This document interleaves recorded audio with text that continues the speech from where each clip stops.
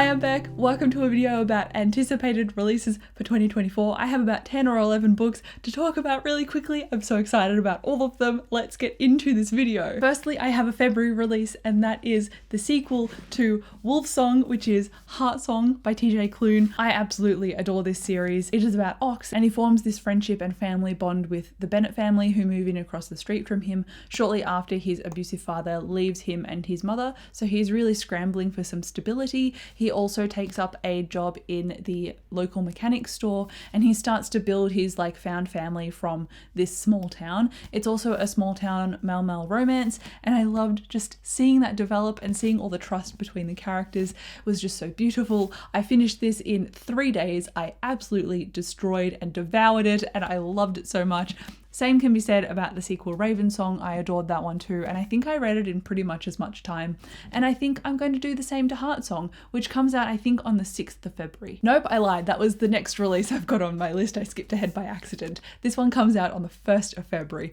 Oh, I'm so excited. And then in the end of 2023, or the back half of it at least, I got into the author Robert Jackson Bennett, and I thought I'm going to try a bunch of his other books. I have Foundry Side on my TBR cart behind me, so hopefully it won't stay on my to be read pile for very long. But on the 6th of February, The Tainted Cup comes out. I just searched Robert Jackson Bennett on Goodreads and this came up, so hopefully this is the correct release date.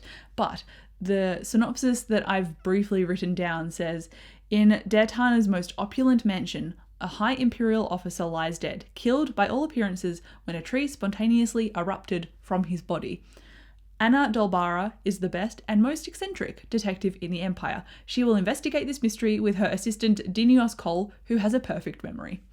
I love the sci-fi fantasy murder mystery stories that Robert Jackson Bennett writes. City of Stairs was fantastic, and I'm so excited to continue with City of Blades, and I'm sure I'm going to love Foundry Side, which is a heist story as well. It's just gonna be so exciting, and I'm really looking forward to it, although his writing is so in-depth and detailed and slow unfurling, so I think I'm partly intimidated, and that's why I haven't started Foundry Side yet. I know that it's going to take a bit of brain power, but that brain power is going to be so worth it. So even though I'm looking forward to this book coming out, I will probably go out and buy it as soon as I can, but in terms of reading it shortly after I've bought it, I probably won't necessarily have it as a priority. I'll have Foundry Side as a priority, but it's on my radar is what I'm trying to say, and I'm looking forward to it regardless of when I end up picking it up. I will pick it up as soon as I can. Then I've basically been screaming from the rooftops about this book because I felt so betrayed that this didn't come out in October 2023, which was when I initially saw the release date, and then it got changed to the 2nd of April, and that is Sylvain de Nightfall's sequel, which is The Court of Wanderers. This is a romantasy, and it's about Remy, who is a vampire hunter, and he's caught up in a political plot and also just does not know where this disease came from called the rot. So these vampires and the humans are trying to form a political alliance, and at the same time they're trying to do that, there is also the rot developing, which turns vampires into zombie vampires essentially, and they are, as you could imagine, really powerful and very hard to kill. And Remy's like, where did this come from? Because he gets ambushed by them on the road one day, and he teams up with 2 High Court vampires who are a married couple, and they go on this quest with him as well because one of them is a scientist and he's trying to get to the bottom of it as well. But along the way it forms a male-male-female romance, and I am obsessed. I tell you, I am so obsessed with these characters to the point I've read this twice already, and I'm probably going to read it again before Court of Wanderers comes out.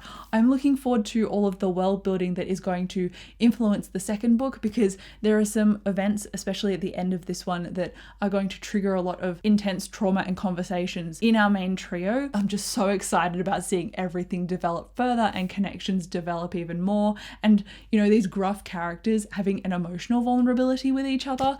Oh, love it so much. I'm looking forward to it. Oh my god, I'm so excited. You could not contain me in my excitement. I'm just hyped. And then we have a book by Leigh Bardugo. Now, I love Ninth House and Hellbent by Leigh Bardugo, but this is not the third book in that series like I initially thought it was. It is an urban fantasy. I don't know if it's a dark academia, but it's a fantasy story set, I think, in our world. That's all I know about it. I could have looked up a synopsis before I filmed this video, but I also want to go into it fairly unknowing because I like being surprised, because Leigh Bardugo has this way of getting into her characters' heads and then showing you a nitty and gritty world that has dark undertones to it as well. And I'm really looking forward to seeing how she does that. So The Familiar, I think, is out in April at the beginning. I did not write a release date helpfully in my notes, so I guess April, ballpark it at April. Then I have a book as recommended to me by my friend Marie, because this is an adult title and I've read this author before and haven't necessarily loved his stuff. I think Taran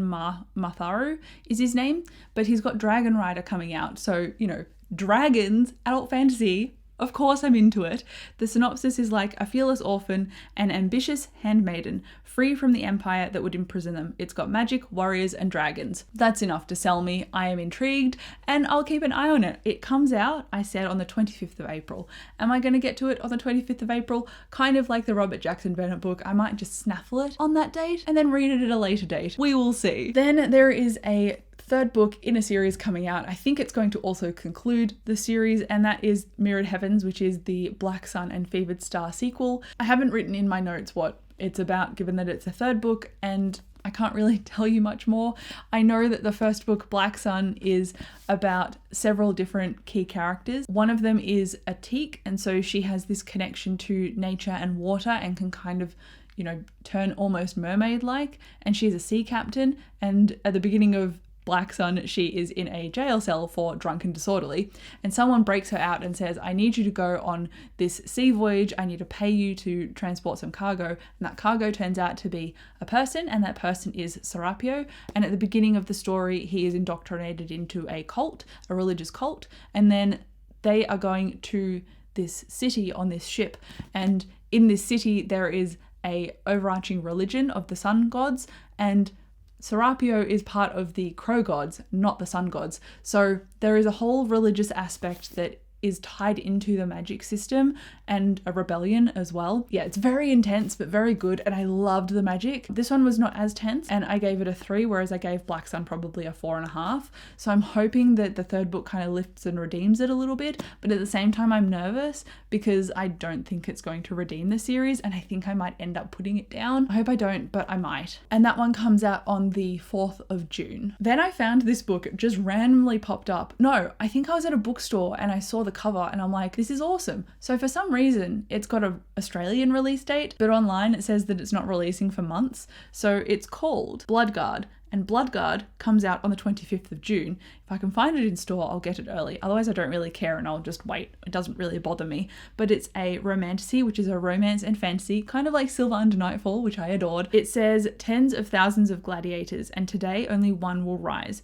Everything in the kingdom of Arrow is a lie, which is very vague, but I don't really care. If it's got romantasy and a gladiators tournament, like a fantasy world with a tournament and romantasy, I'm in. Speaking of in, I found a new author that I really love in 2023, and that is Jen Lyons, who wrote the Chorus of Dragons books, which is a high queer fantasy book about heists and magic and intergenerational conflicts. And Jen Lyons is coming out with a new book in 2024, completely unrelated to the Chorus of Dragons. I kind of want more Chorus of Dragons because I loved that series and those characters, even though there's so many of them. Anyway, I'm going on a tangent.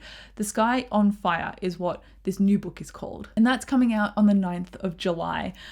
I'm just keen for another, I don't know if it's queer, but another high fantasy by that author, because she has built world building that is so multifaceted with deep layers and intense magic in the Chorus of Dragons. I'm really looking forward to what she does in her new release. Then I'm beyond excited because a romance author is releasing a new book, and that is Casey McQuiston, and they are coming out with The Pairing, which is another male-male romance in August. I feel like I have to wait so long for this, and I'm probably not going to survive the wait, but it's going to be so worth it. I'm so excited. I don't know anything about this. I did read a brief synopsis, but my brain has just deleted the information apparently. But all you need to know is I think the 6th of August is when The Pairing comes out. I'm just going to mark it on my calendar and be excited about it until then. Then we've got the next Percy Jackson book. I am reliving all of my nostalgic like preteen days because Percy Jackson was like my ride or die series, and the fact that we're getting new books in this series in 2023 and 2024 is just blowing my mind. So in 2023, we had The Chalice of the Gods, where Percy Jackson has to go on 3 separate quests in order to get granted credits for university, because at the moment he doesn't have enough schooling to apparently go because the gods have, screwed him over, which is pretty standard. So the fact that Rick Riordan can revisit these familiar characters in a way that is nostalgic and valuable to old readers like me, but also inclusive enough and riveting enough for new readers without alienating them with the old information that all his old readers know.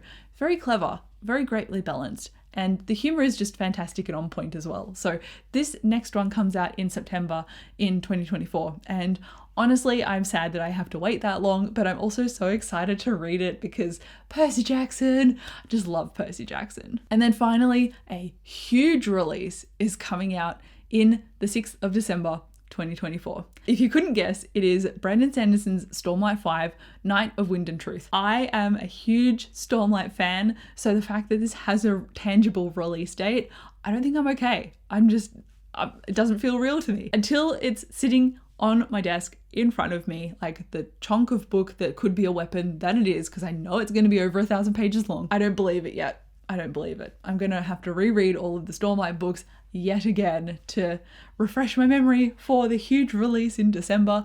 But with that said, those are all of the books that I am anticipating, at least at the moment. I'm sure I'll do another anticipated releases video during the year when more titles get announced. But for the most part, this is, I guess, all of the releases for now that I am really hyped about. But let me know if you're hyped about these down below as well. I would love to hear from you. But thank you so much for watching this video. I'll come and chat to you in the comments and get excited about new releases. But thank you again for watching, and I'll see you in my next video. Bye.